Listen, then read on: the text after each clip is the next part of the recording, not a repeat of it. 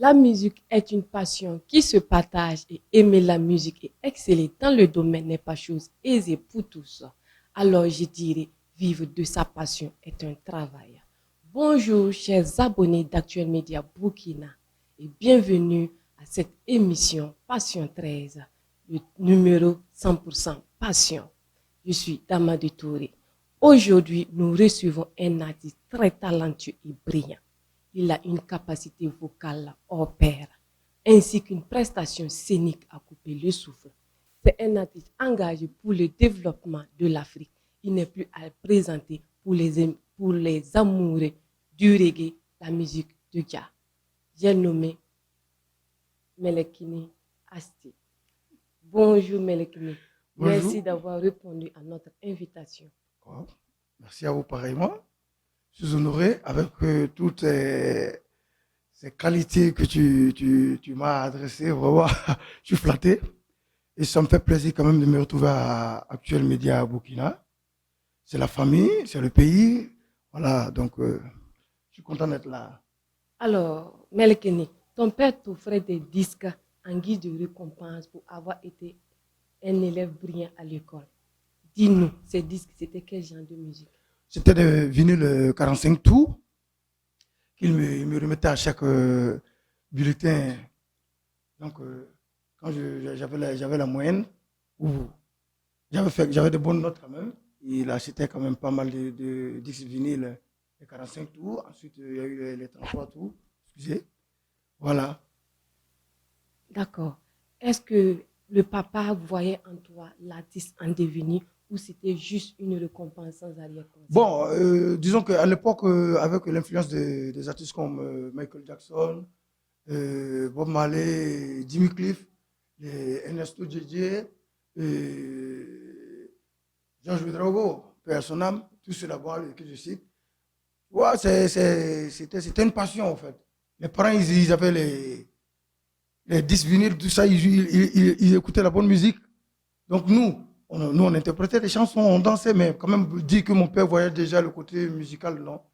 Parce que moi-même d'abord, j'étais un grand footballeur, puisque j'ai joué quand même euh, au stade d'Abidjan, cadet. Mais c'est à cause des études que mon père m'a empêché quand même de continuer. Donc je crois qu'il voyait automatiquement l'école. Pour lui, parce que j'étais un élève très brillant, c'est ce qu'il visait. Moi, je crois que ça, c'était son rêve. Mais le père peut en décider. Mais Dieu peut en décider autrement. N'est-ce pas? Voilà. Et tu as été un élève brillant à l'école. Tu aurais pu entreprendre ou être fonctionnaire. Pourquoi la passion pour la musique? J'ai eu de la passion pour la musique d'abord, puisque j'ai cité pas mal de mélanges musicaux, puisque j'ai parlé de Michael Jackson, on parle de la pop, on parle de Bob Marley, on parle de reggae, Ernesto disait ça sur le Ziglibiti, George Ouedraogo, ça c'était de l'afrobeat. Ouais, c'est les études, certes, mais le Kenya avait un engagement, il faut qu'on le dise.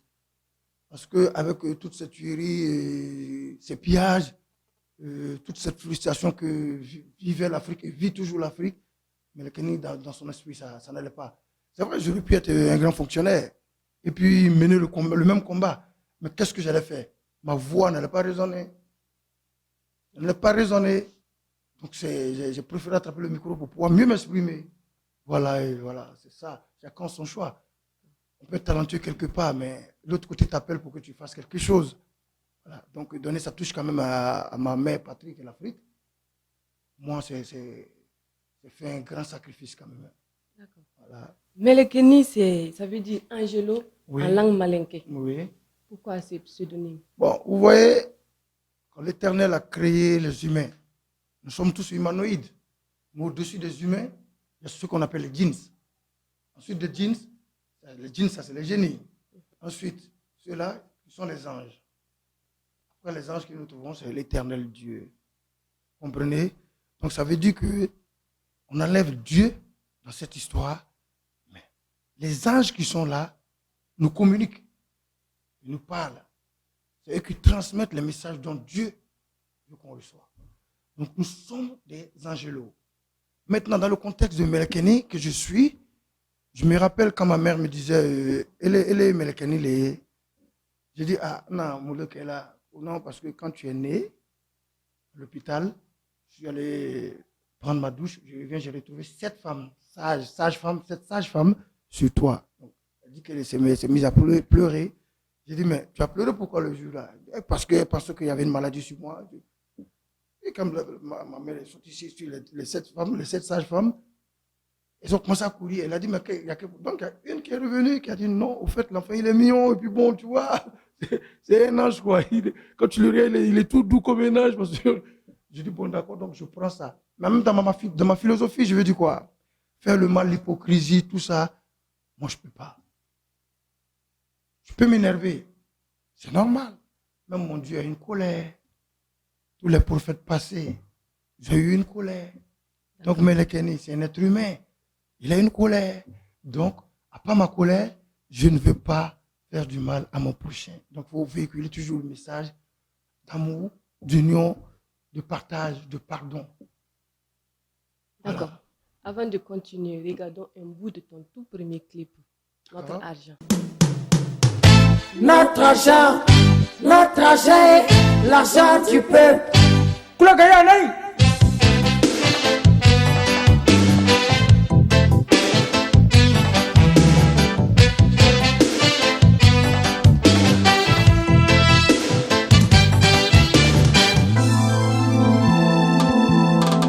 Les institutions de Bretton Woods vont tuer les Africains. Ou c'est les Africains qui se tuent? Je ne crois pas. Je pense bien que ce sont nos gouvernements qui nous créent toujours des problèmes. Parce que tant que la corruption et le népotisme seront les problèmes quotidiens africains, nos gouvernements iront vers ces institutions et qui nous dicteront le droit.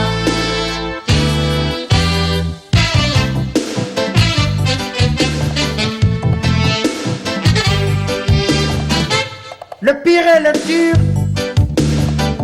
est le fait de dilapider les fonds de l'État. Notre argent est l'argent du peuple.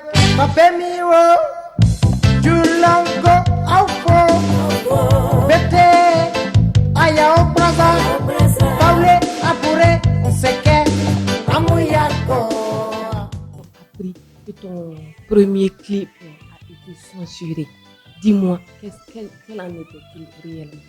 En fait, à cette époque-là, c'est dans les années 99, je crois, il avait quand même le parti au pouvoir Bédier, à cette époque, qui censurait, mais d'une manière vraiment farouche.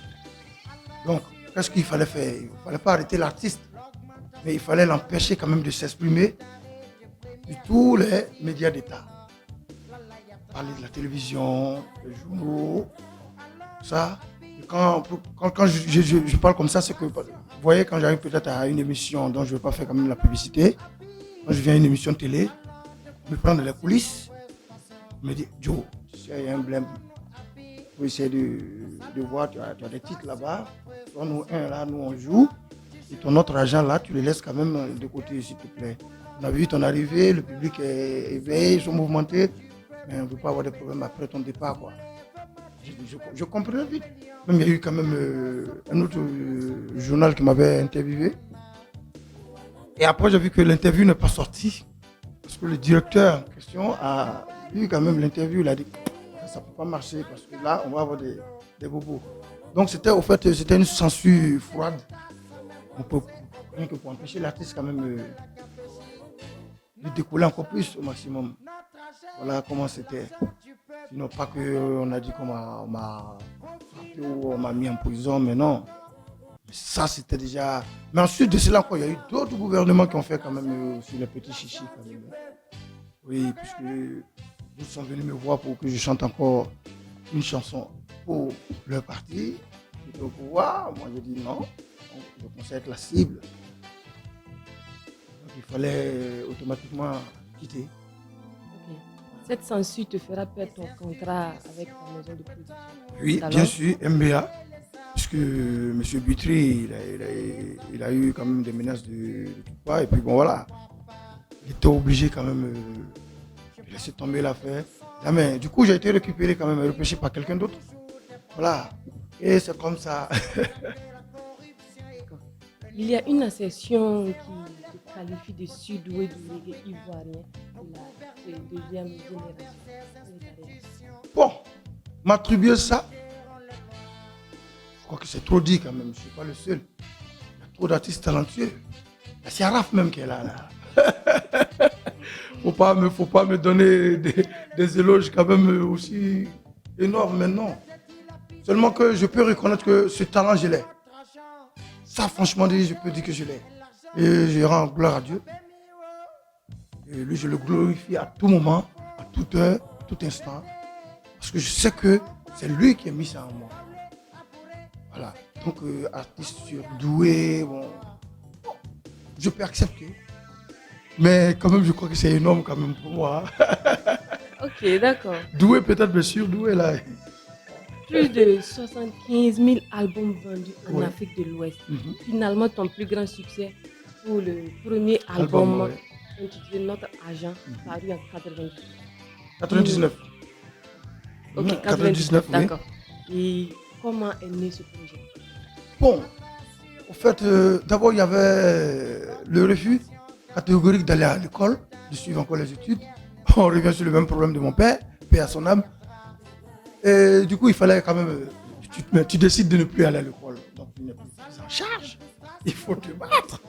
Parce que le père, il est fâché, il est furieux. Il trouve que voilà, mon fils qui est très brillant à l'école, qui refuse de continuer. Et puis bon, voilà. Mais il faut le dire aussi que le père, arrivé à un certain moment donné, il ne disposait plus. Donc tout ça qui m'a donné aussi le courage de me lancer en même temps dans ce combat-là. Donc il fallait quand même se faire des petits bonbons quelque part. Hein? Aller quand même dans les usines, ouvrir, avoir quelques petits boulots. Rien que pour récolter quelques fonds. Et puis bon, voilà, mais ensuite payer les frais de studio pour la maquette. Et là, je tombe sur un ami qui s'appelle Mendy Paul, un ami d'enfance, qui est sénégalais. Bon, je ne dis pas sénégalais, qui est africain. Parce que moi, quand je dis tu es burkinabé, tu es ivoirien, tu es malien, ça, c'est pas mon problème. Si tu me dis tu es africain, mais c'est ça, quoi. Voilà, donc Mendy Paul qui m'épaule. Et du coup, on fait la maquette. Dès qu'on fait la maquette, paf, déjà à la maison MBA Production, dont je vais parler. Je ne l'ai même pas encore dit le nom, mais voilà. Bon, ça n'existe plus, hein, c'est fermé. Donc, MBA qui me récupère, voilà. Décide de produire l'album. Le contrat, il était juteux, donc j'ai accepté. Bon, mais il y avait un piège là, parce que j'étais novice. Bon, je ne maîtrisais pas quand même tous les paramètres. Donc voilà ce que ça fait, quoi. La musique reggae est une musique de contestation, une musique révolutionnaire. Explique-nous cet engagement. La musique reggae, quand on dit qu'elle est révolutionnaire, des contestations, certes, mais n'oubliez pas que les Reggaeman sont les plus grands amoureux quand même. Oui, remarquez qu'ils chantent beaucoup leur maman. Ils chantent beaucoup la femme. Ils chantent beaucoup le pardon, l'amour, l'unité. Vous voyez, ce côté-là, tout ça, c'est un engagement, une révolution. Amener les gens à s'aimer davantage. Mais quand on parle du coup, quand on parle de la musique reggae, du coup, on essaie quand même de voir le côté quelqu'un qui parle pour insulter un président ou un gouvernement. Mais non. Moi, dans mes chansons, je fais mes textes, mais je ne dis pas le nom d'un président. Mais j'écoute ce que le peuple me dit, au fait. Si vous partez dans les cabarets ou dans des buvettes ou dans des grains, vous voyez, il y a des gens qui n'ont pas la haine, n'ont pas le courage de pouvoir s'exprimer, de pouvoir dire haut et fort ce qu'ils pensent ou de ce qu'ils savent. Donc, dans ces genres de lieux-là, ils ont quand même leur manière aussi à eux de s'exprimer. Un artiste comme Elekeni, quand il est dans les parages, il dit ces genres de propos et quand il rentre chez lui, il dit donc c'est comme ça souffle toujours, c'est comme ça, les problèmes sont là. Donc je vais m'adresser à monsieur le président, mais sans dire son nom. Et dès qu'il écoute, il dit ah ouais, ça il parle de lui. Quand c'est un président sage, un président qui veut vraiment l'évolution de son pays, de sa nation, de son peuple, de l'Afrique, il tire profit de ça. Mais il ne fait pas barrière. comment on appelle, le masque, ou bien le cache-nez, là, pour, le ou là, parce qu'on dirait que le Covid, là, c'est travesti maintenant. On l'appelait le, maintenant il est devenu là. Quand tu vois les blancs, ils nous disent tout, et puis bon, nous, on prend quoi. Bon, ça, c'est pourri, là. Allons-y. Nous sommes presque à la fin de notre émission. D'accord. Nous avons dit nous. Bon, actuellement, j'ai pas mal de festivals qui sont en vue. Et il y a d'autres festivals même dont vous êtes au courant. Et en plus, ensuite de cela, je suis en studio pour un maxi de 4 à 5 titres. Parce qu'aujourd'hui, le marché discographique a pris un coup, il faut le reconnaître. Aujourd'hui, tu t'en rends compte, tu sors un album là où tu as misé peut-être tes millions ou tes centaines de mille. Tu es dans un coin et il y a un ou une fan qui arrive et puis qui dit mais, oh, super, moi je t'aime bien, tu sais, j'ai toutes tes chansons. Puis il sort ça dans son portable. Il n'a pas le CD en main au fait, mais dans son portable. Il dit qu'il a téléchargé. Il dit, oh, ensuite, j'ai ma copine même là qui aime ça, donc moi je lui ai fait passer ça par Bluetooth. Donc moi c'est choquant. Donc aujourd'hui les artistes sont pas s'ils font un maxi ou bien un single. Ils disent, oh, ça veut dire que j'ai raison. Mais moi je conseille aux jeunes arrivés là, qui font les singles, que c'est pas bien parce qu'il faut faire des albums de 10 à 12 titres. Parce que là, quand ils seront vraiment à la hauteur, quand on leur demandera quand même en concert, ils auront beaucoup de chants à faire sortir. Si c'est un single, qu'est-ce que tu vas chanter pendant ton concert? 5 minutes? Puis être là en train de faire les... Bon, tu vois, c'est ça. Merci Meïla Kenno. Merci à toi aussi. Chers abonnés d'Actuel Média, merci d'avoir suivi cette émission. N'oubliez surtout pas de liker et d'abonner sur nos différentes plateformes. Merci, à très bientôt. Loin de moi, l'idée de faire du griotisme, tellement ému de son humanisme, yeah. Ce qui me pousse à quitter ce mutisme, ouais. Comme un soleil dont les rayons font des merveilles. Dans cette vie de misère, il m'a épaulé plus qu'un fer. Korauko, il m'a démis soro, konebi soudo. Jeunes et vieux, malades et malheureux, hommes et femmes, enfants, l'appellent le généreux. Et les artistes le surnomment Samisan, le président. Allah est nous y'a la vie. Samisan, Iniche. Eru da kafisani bade do yenga hote fode.